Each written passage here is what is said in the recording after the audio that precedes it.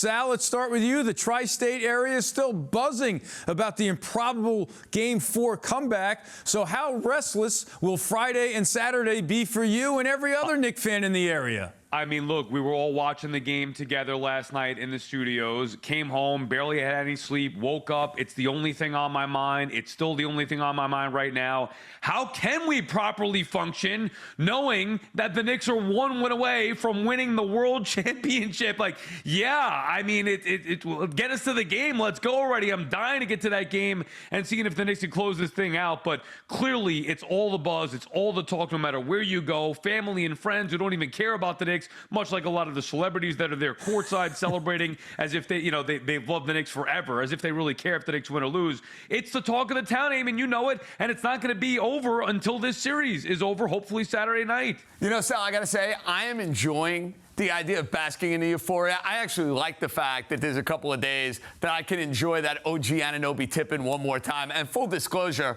I was up till 4 in the morning yesterday. After doing the show, after doing the pod, I wanted to watch the highlights a zillion times. I rewatched our show. I'm scrolling through Instagram. Listen, it was the greatest Knick win in the history of my life. No exaggeration, no hyperbole. It's probably the greatest New York sports moment we've had going back to David Tyree and the helmet catch back in that Super Bowl in Arizona. So, Eamon, I'll enjoy it for a few more days. No doubt about that. You and everybody else, the videos of the watch parties all over the tri-state area have been amazing. And obviously, as Sal said, hopefully they wrap it up on Saturday and we can have some more watch parties and more fun. All right, JJ, you're coming back. Sal, sit tight. We're coming right back to you in just a moment. But first, look who's joining us now. No, not Alvarado, but we do have his high school coach from Christ the King in Middle Village, Joe Arbitello, with us now here on Honda Sports Night. And, Coach, I imagine nothing Mike Brown said after Game 4 surprised you, but as someone who decided to make coaching your vocation,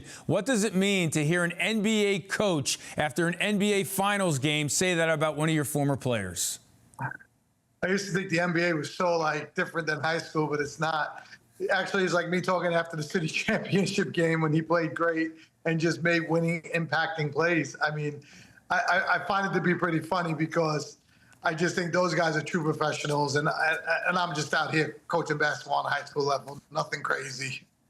Those of us who followed Jose at Christ the King and saw him in the SNY Invitational got a kick out of Mike Breen referencing Tom Konchowski's scouting report from his high school days that he would rather win than breathe.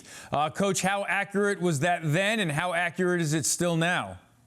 I mean, it's just extremely accurate, and his reaction to losses are exactly the same. He acts like a little baby for a little while, and then he dusts himself off and try to get back out there and try to win the next game. So after he won Game 3, he was not a happy camper.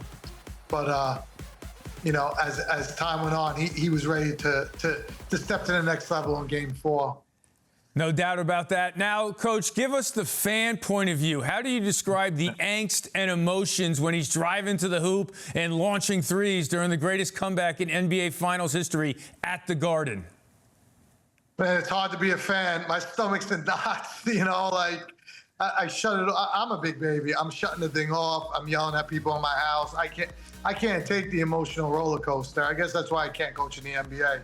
I mean, I'm living and dying on every play for this kid. And sometimes I just step back and think to myself, you know what?